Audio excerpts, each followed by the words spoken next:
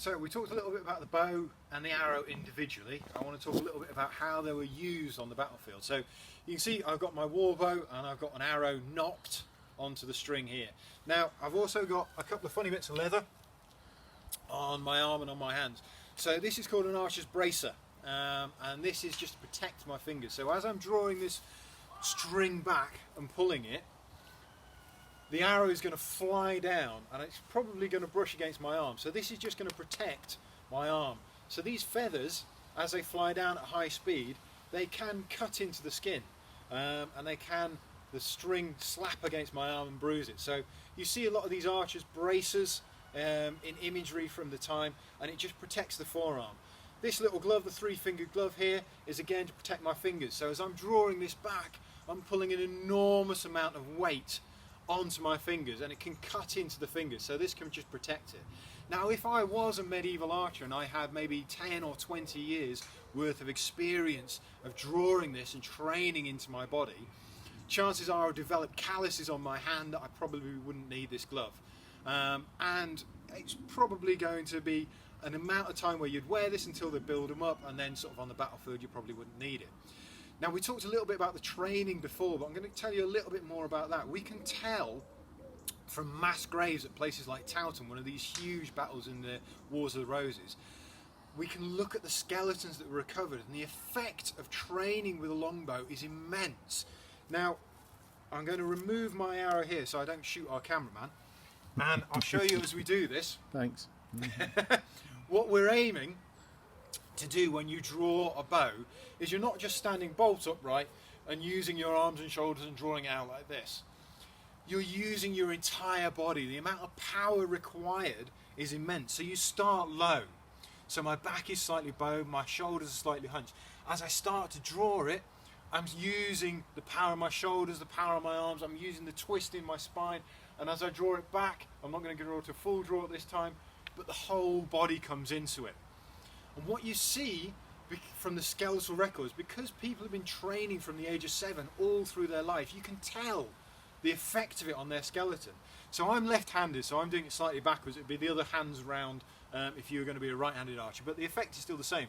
So as I'm drawing, this arm is wanting to be pulled forward by the string. So the bones in the forearm have a slight lower density than the bones in the bow arm. So as I'm holding this bow with this arm, is being drawn backwards, so they're trying to be pulled like this. So you can tell from the skeletons, from the bones, that the one arm is slightly denser bone structure, the one arm is a slightly extended lower density. So that effect of drawing the bow over and over again changes your body on the skeletal level. You also see, because I'm slightly twisted here, and as I straighten up, I'm standing sideways on. I don't draw the bow like this, directly in front, and that twist in my spine you can also see in the skeleton, and a slight twist in the spine as well. So you're not talking about archers of 50 or 60 years old looking like hunched men, but there would be a slight drop in one shoulder, a slight rise in the other, maybe just a gentle twist, maybe sort of little back pain by the time in their 50s and 60s if they live that long. So that effect of drawing that amount of power over and over again really changes the body. Now to go back to the battlefield, it's no good just having one arrow. You're going to need thousands of arrows to equip an army. We talked about this with shifting whole barrels across, but you don't want to roll barrels around on the battlefield when the enemy's running at you. So what you have instead is these archers would have these bags.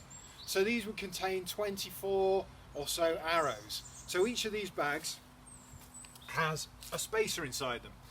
So this keeps the arrows separate so they're not getting knocked against each other and damaging the feathers on there, and these will be carried by the archers. But more often than not, archers in the medieval period were not running around, they were in set positions. So the bag is great if you need to run around and you have it on your shoulder, but if you're in a set position, what would be happening more often is the archers would take the arrows out of the bag and they would stick them in the ground, because that's a lot easier to grab them very quickly than trying to scruff inside a bag and get them. So this led to this myth when we were in the 100 Years' War against the French, that we were poisoning our arrows. So the French who were being shot by the English, if the archery didn't kill them, if the arrow didn't kill them, they would die weeks later of blood poisoning, of infections, of gangrene and such like. And they thought that the English were poisoning their arrows intentionally. Now what was more likely happening is these archers were standing in their space, they weren't going to move from here, so they got all the archery, they got all their arrows out of their bag, and they put them down in the ground next to them. So in that place where they were, they could grab one and loose, and grab the next one and loose, and grab the next one. And each time they stuffed it into the ground, a little bit of soil would be kept onto the tip.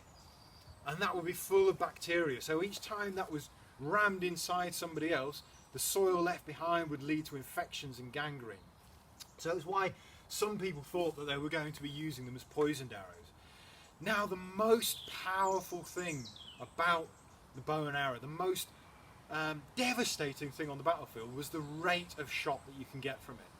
So all this training we talked about, the range that you can get, the power behind it, but the rate of shot, how many arrows you can get from your bow into the enemy in a set amount of time, was the really, really impressive thing. If you were using something like a crossbow at the time, you would maybe get 3 or 4 bolts off of your crossbow every minute. If you're using some of the early firearms, something called an arquebus, which is sort of like an early handgun, you were lucky if you got 1, maybe 2 shots in a minute. But if you were shooting with a bow and arrow, you were getting 12, maybe more shots off in a minute. So the rate of fire, the range that you could get, far exceeded what you could get with a crossbow, what you could get with a firearm at the time. If you imagine the 15th century, we don't see another weapon on the battlefield until you get to the 19th century and the advent of the machine gun. Not until then, not until 500 years or so later, do we see another weapon that can put as much rounds at the enemy as a longbow can. Even if you go forward 400 years, you go to the Napoleonic period when people were using rifling to get extra range off of their weapons and be using muskets, you don't see that rate of fire and you don't see the range. So the range on a longbow, if you're doing something called clout shooting, which instead of shooting directly, you would loft up at 45 degrees to really get the most out of your range. So at that kind of archery, you'd be able to shoot maybe 300, 350 meters. In the Napoleonic period, your rifles would be able to get maybe 200, maybe 250 meters. So you've got a weapon that is unsurpassed for 400 years with its range and its rate of fire, which is what made it so devastating on the battlefield. I'm going to talk about a couple of the different battles in a moment where it was incredibly powerful use and some of the ways it was used in a moment. But that's a little bit about how you interact the bow and the arrow together on the battlefield.